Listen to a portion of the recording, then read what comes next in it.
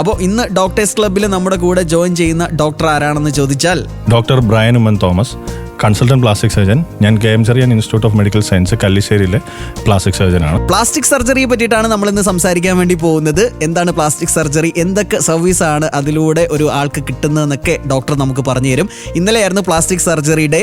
So ആദ്യത്തെ ചോദ്യം തന്നെ എല്ലാവരുടെയും മനസ്സിൽ ഈ പ്ലാസ്റ്റിക് സർജറി എന്ന് എപ്പോൾ കേട്ടാലും പ്ലാസ്റ്റിക്കും ഈ സർജറിയും തമ്മിൽ എന്തെങ്കിലും ബന്ധമുണ്ടോ എന്നാണ്. ഡോക്ടർ, പ്ലാസ്റ്റിക് സർജറിയും പ്ലാസ്റ്റിക്കും തമ്മിൽ എന്തെങ്കിലും ബന്ധമുണ്ടോ? ആ ചോദ്യത്തിൽ തന്നെ നമുക്ക് തുടങ്ങാം. പ്ലാസ്റ്റിക് സർജറിയും പ്ലാസ്റ്റിക്കും തമ്മിൽ യാതൊരു ബന്ധവുമില്ല. പ്ലാസ്റ്റിക് സർജറി ആ പേര് തന്നെ അത് വന്നിരിക്കുന്നത് ഗ്രീക്ക് പദത്തിൽ നിന്നാണ്. അത് പ്ലാസ്റ്റിക്കോസ് എന്നാണ് അതിന് പദം വരുന്നത്. അപ്പോൾ അതിന്റെ മീനിങ് എന്ന് വെച്ച് കഴിഞ്ഞാൽ ടു മോൾഡ് എന്നാണ്. അത് തന്നെയാണ് പ്ലാസ്റ്റിക് സർജറി. ബേസിക്കലി നമ്മൾ ഒരു പേഷ്യന്റ് വരികയാണെങ്കിൽ, അത് കോസ്മെറ്റിക് മാത്രമല്ല, ഞാനിപ്പോൾ കോസ്മെറ്റിക് വെച്ച് തുടങ്ങാം. ഒരു പേഷ്യന്റ് നമ്മുടെ അടുത്ത് വരികയാണ്, അവരുടെ എന്തൊക്കെ ഡിഫോമിറ്റീസ്, എന്തൊക്കെ ഇൻസെക്യൂരിറ്റീസ് ഉണ്ടോ അതിനെ മോൾഡ് ചെയ്ത് കൊടുക്കുന്ന ആൾക്കാരാണ് ഞങ്ങൾ പ്ലാസ്റ്റിക് സർജൻസ്. അപ്പോൾ ഇതിന് വേറൊരു മിഥ്യാധാരണ എന്ന് വെച്ച് കഴിഞ്ഞാൽ, പ്ലാസ്റ്റിക് സർജറി എല്ലാവരും ചോദിക്കുന്ന ഒരു ചോദ്യമാണ്, പ്ലാസ്റ്റിക് സർജറി എന്ന് പറയുന്നത് കോസ്മെറ്റിക് സർജറി ആണോ? അല്ല, പ്ലാസ്റ്റിക് സർജറിയുടെ ഒരു വിഭാഗമാണ് കോസ്മെറ്റിക് സർജറി. മൈക്കിൾ ജാക്സൺ ചെയ്തത് ശരിക്കും പ്ലാസ്റ്റിക് സർജറിയാണ്. പ്ലാസ്റ്റിക് സർജറിയാണ്, അത് കോസ്മെറ്റിക് സർജറിയാണ് പുള്ളി ചെയ്തത്. അപ്പോൾ അതിലെ പുള്ളിക്കാരൻ റൈനോപ്ലാസ്റ്റിയും അങ്ങനെയൊക്കെ കുറെ ഫേഷ്യൽ പ്ലാസ്റ്റിക് സർജറീസ് ചെയ്തിട്ടുണ്ട്. ഓക്കെ, ഇന്ന് അത് എത്രത്തോളം ഡെവലപ്ഡ് ആയിട്ടുണ്ട്? ഇപ്പം ഞാൻ പറഞ്ഞ പോലെ പ്ലാസ്റ്റിക് സർജറി എന്ന് പറയുന്നത്, ഇപ്പം നമ്മുടെ പ്ലാസ്റ്റിക് സർജറിയുടെ ഉത്ഭവം എന്നല്ല, ബേസിക്കലി നമ്മുടെ പ്രാചീന ഇന്ത്യയിൽ സുശ്രുത മഹർഷിയൊക്കെ ഉണ്ടാകുന്ന സമയത്ത് പുള്ളിയാണ് പ്ലാസ്റ്റിക് സർജറിയുടെ ഏൻഷ്യൻ പ്ലാസ്റ്റിക് സർജറിയുടെ ഫാദർ എന്നാണ് പറയുന്നത്. കാരണം പുള്ളി അന്നത്തെ കാലത്ത് പോലും റൈനോപ്ലാസ്റ്റീസും, അതായത് നോസ് ജോബ് എന്നൊക്കെ നമ്മൾ പറയുന്നത് അതുപോലത്തെ റൈനോപ്ലാസ്റ്റീസ് അവര് ഫൈനായിട്ടല്ല ചെയ്തത്, എന്നാലും അവര് അതിനെക്കുറിച്ചുള്ള റെക്കോർഡിക്കലായിട്ടുള്ള സുശ്രുത സംഹിതയിൽ പറഞ്ഞിട്ടുണ്ട്. അപ്പൊ അത്രയും പ്രാചീനമായിട്ടൊരു സർജിക്കൽ ബ്രാഞ്ചാണ് പ്ലാസ്റ്റിക് സർജറി. പക്ഷെ അത് ആർക്കും അറിയത്തില്ല. എല്ലാരും കരുതിയിരിക്കുന്നത് എന്താ, ഇപ്പൊ അടുത്ത് വന്ന കോസ്മെറ്റിക് സർജറിയാണ് പ്ലാസ്റ്റിക് സർജറി എന്നുള്ളതാണ്. പണ്ട് മുതലേ ട്രോളുകളുണ്ട്, പ്ലാസ്റ്റിക് സർജറിക്ക് വരുമ്പോൾ പ്ലാസ്റ്റിക് ഞാൻ കൊണ്ടുവരണോ അതോ ഡോക്ടർ കൊണ്ട്? അതാ പറയുന്നത്. പലരും ചോദിക്കുന്നുണ്ട്, സാറേ ഈ പ്ലാസ്റ്റിക് സർജറിയുടെ പേര് വന്നിരിക്കുന്നത്, സാറേ പ്ലാസ്റ്റിക് നിങ്ങൾ യൂസ് ചെയ്യുന്നുണ്ടോ? നമ്മുടെ ഇപ്പോൾ പ്ലാസ്റ്റിക് സർജറി ആരെങ്കിലും വന്നില്ല, സാറേ എന്തെങ്കിലും വെച്ച് കെട്ടുന്നു, പ്ലാസ്റ്റിക് ആയിട്ട് എന്തെങ്കിലും വെച്ച് കെട്ടുന്നുണ്ടോ? അങ്ങനെ ചോദിച്ചവരുണ്ട്. അപ്പോൾ അതിൽ ഇതെന്ന് വെച്ച് കഴിഞ്ഞാൽ ഈ പദത്തിൽ നിന്ന് വന്നുകൊണ്ട് ഒരു കാര്യം കൊണ്ടാണ്. അതിപ്പോൾ വേറെ എന്തെങ്കിലും ആയിരുന്നെങ്കിൽ വേറെ പേരായേനെ. ഈ പ്ലാസ്റ്റിക്കോസ് എന്ന് പറഞ്ഞാൽ ഞാൻ പറഞ്ഞില്ലേ ടു മോൾഡ് എന്നാണ്. അതിപ്പം പ്ലാസ്റ്റിക് സർജറി ഇപ്പം ഞാൻ രണ്ടായിട്ട് ഇപ്പോൾ അതിൻ്റെ വിഭാഗങ്ങൾ പറയുവാണെങ്കിൽ, പ്ലാസ്റ്റിക് സർജറി നമുക്ക് റീകൺസ്ട്രക്റ്റീവ് സർജറിയും കോസ്മെറ്റിക് സർജറി ആയിട്ട് ഡിവൈഡ് ചെയ്യാം. അതിൽ ഈ കോസ്മെറ്റിക് സർജറിയിലാണ് നമ്മൾ ഈ ബ്യൂട്ടിഫിക്കേഷൻ സർജറീസ് ആയ റൈനോപ്ലാസ്റ്റീസ്, ബൂബ് ജോബ്സ് എന്ന് പറയുന്ന ഓഗ്മെന്റേഷൻ മാമോപ്ലാസ്റ്റി, അതായത് സിലിക്കൺ ഇംപ്ലാന്റ് വെച്ച് കൊടുക്കുന്നത്, ലൈപ്പോസെക്ഷൻസ്, ഗൈനക്കോമാസ്റ്റി, അതായത് ആണുങ്ങൾക്ക് പുരുഷ സ്ഥാനങ്ങളൊക്കെ ഉണ്ടാകുന്നത്, അതിൻ്റെയൊക്കെ ഗൈനക്കോമാസ്റ്റി സർജറീസും അങ്ങനെയുള്ള കാര്യങ്ങളൊക്കെ നമ്മൾ ചെയ്യുന്നത് കോസ്മെറ്റിക് സർജറികളിലാണ്. അപ്പോൾ റീകൺസ്ട്രക്റ്റീവ് സർജറിയാണ് അതിനെക്കുറിച്ച് ആർക്കും ഈ നാട്ടിലെന്ന് മാത്രമല്ല, നമ്മളിപ്പോൾ MBBS കഴിഞ്ഞൊരു റെസിഡൻസി ചെയ്തുകൊണ്ടിരിക്കുന്നത്, വേണ്ട MS ഡിഗ്രി എടുത്ത സർജൻസിന്റെ അടുത്ത് ചോദിച്ചാൽ പോലും അവർക്ക് ഇതിനെക്കുറിച്ച് കൂടുതലായിട്ട് അറിയത്തില്ല. എന്താണ് പ്ലാസ്റ്റിക് സർജറി ഡിപ്പാർട്ട്മെന്റിൽ നിന്നൊരു പേഷ്യന്റ് പ്രതീക്ഷിക്കേണ്ടത്? എന്തൊക്കെ സർവീസാണ് അവിടെ ഉള്ളത്?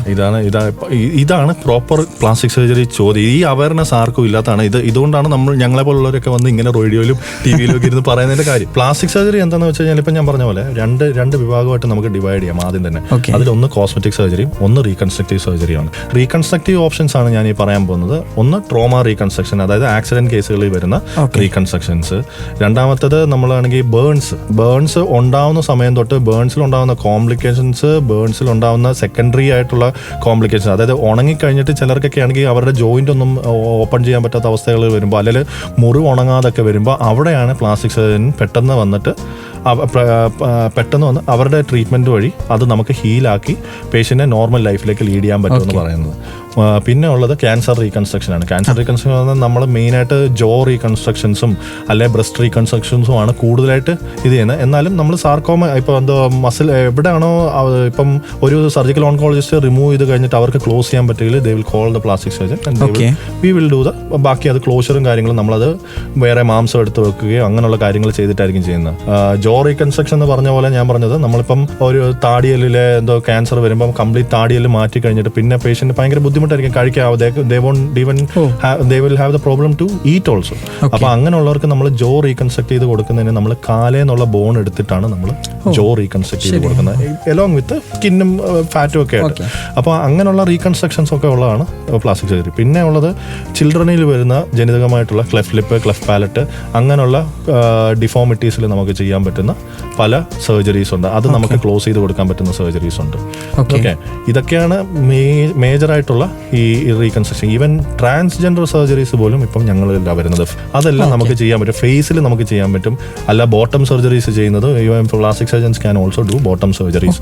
ഡോക്ടർ ചില പരസ്യങ്ങളൊക്കെ കണ്ടിട്ടുണ്ട്, ലൈപ്പോസെഷൻ എന്നാണ് അതിന്റെ പേര്. ഒരു ദിവസം കൊണ്ട് വയറ് കുറയ്ക്കും, ഒരു ദിവസം കൊണ്ട് ഇത്ര കിലോ കുറയ്ക്കും എന്നൊക്കെ അവർ പരസ്യത്തിൽ പറയാറുണ്ട്. ശരിക്കും അതിനകത്ത് എന്തെങ്കിലും സാധ്യതകളുണ്ടോ? അതിലും ഒരു മിസ്ഇന്റർപ്രിട്ടേഷൻ ഉണ്ട്. കാരണം എന്ന് വെച്ച് കഴിഞ്ഞാൽ ഈ ലൈപ്പോസെക്ഷൻ ആയാലും എന്തായാലും നമ്മൾ വണ്ണം കുറയ്ക്കാൻ വേണ്ടി ചെയ്യുന്നതെന്ന് വെച്ച് കഴിഞ്ഞാൽ, ഈ ലൈപ്പോസെക്ഷൻ എന്ന് വെച്ച് കഴിഞ്ഞാൽ നമ്മൾ ഫാറ്റ് വലിച്ചെടുത്ത് കളയുന്ന പ്രൊസീജിയറാണ്. അപ്പോൾ അതിൽ നമ്മൾ പേഷ്യന്റ് ഇപ്പം വന്നിട്ട് നമ്മളടുത്ത് ഒരു 140 കിലോ ഉള്ള ഒരു മനുഷ്യൻ വന്നിട്ട് നമ്മളടുത്ത് പറയുന്നത് എൻ്റെ വണ്ണം ഒന്ന് കുറച്ചറിയാൻ പറഞ്ഞു കഴിഞ്ഞാൽ അതല്ല നടക്കുന്നത്. നമ്മൾ ഞാൻ പറഞ്ഞില്ലേ, ഇത് നമ്മളാണെങ്കിൽ ഷേപ്പ് ചെയ്യാൻ കൊടുക്കുന്ന ബോഡി ഷേപ്പിംഗ്, ബോഡി എന്താ കോണ്ടൂറിങ് അതിനൊക്കെ പറയുന്നത്. എന്ന് വെച്ചാൽ നമ്മൾ ബോഡിക്ക് ഷേപ്പ് കൊടുക്കാൻ വേണ്ടിയിട്ട് ചിലരാണെങ്കിൽ എക്സസൈസ് ചെയ്തിട്ടും അവരുടെ ഈ ലവ് ഹാൻഡിൽസ് ഒക്കെ എന്ന് പറയുന്ന നമ്മുടെ ആ സൈഡ് നമുക്ക് എല്ലാവർക്കും ഉണ്ട്. അപ്പോൾ അതൊക്കെ സ്റ്റബേൺ ഫാറ്റ് ആണ്. അതൊന്നും പോവാതെ നിൽക്കുന്നവർക്ക്, ഈ ലേഡീസിനും നമുക്ക് എല്ലാവർക്കും മെയിൽസിനും ഉണ്ടാവും. പിന്നെ ഈ ജിമ്മിൽ പോകുന്ന ആണുങ്ങൾക്ക് ഈ ബ്രസ്റ്റ് എന്താ മെയിൽ ബ്രസ്റ്റ് ഉണ്ടാവുന്ന ഗൈനക്കോമാസ്റ്റി എന്ന് പറയുന്ന അസുഖമാണ്. അതിനൊക്കെ പ്രശ്നം എന്ന് വെച്ച് കഴിഞ്ഞാൽ ആ ഫാറ്റ് പോകത്തില്ല. ഫാറ്റ് പോയാലും ചിലർക്ക് അതിൽ ഗ്ലാൻസും കാണും. അപ്പൊ നമ്മൾ ചെയ്യുന്നത് വെച്ചാൽ ലൈപ്പോസെക്ഷൻ വഴി ആ കൊഴുപ്പ് എടുത്ത് കളഞ്ഞ് നമുക്കൊരു ഷേപ്പ് ഉണ്ടാക്കി കൊടുക്കാന്നാണ്. അല്ലാതെ ഈ 140 കിലോ ഉള്ള ആളെ പെട്ടെന്ന് ഒരു ദിവസം 87 കിലോ ഉള്ള ആളാക്കാവുന്നല്ല. പ്രത്യാഘാതങ്ങൾ ഉണ്ടാവോ ഇത് ചെയ്താ?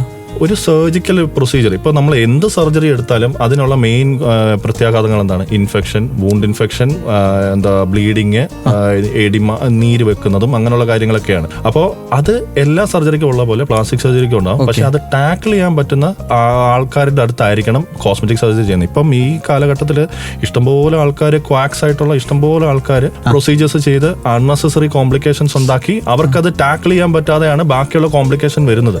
അപ്പം നമുക്ക് ചെയ്യാൻ പറ്റുന്ന ഇപ്പം നല്ലൊരു ഇപ്പം MCI റെക്കഗ്നൈസ്ഡ് ആയിട്ടുള്ള degrees who can do plastic surgery എന്ന് പറയുന്നത് MCH ഡിഗ്രിക്കാരും DNB ഡിഗ്രിക്കാരും, DRNB എന്ന് ഇപ്പൊ പറയും.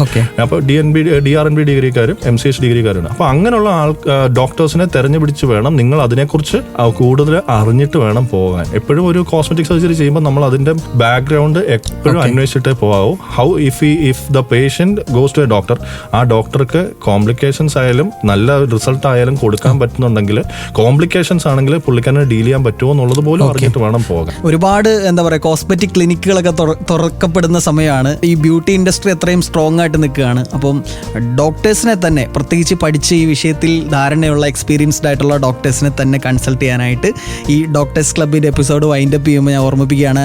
Thank you so much doctor. Thank you for giving me such a good opportunity to talk to summon. എനിക്ക് ഇങ്ങനെ ഒരു അവസരം തന്നതിന് നന്ദി അറിയിപ്പിക്കും.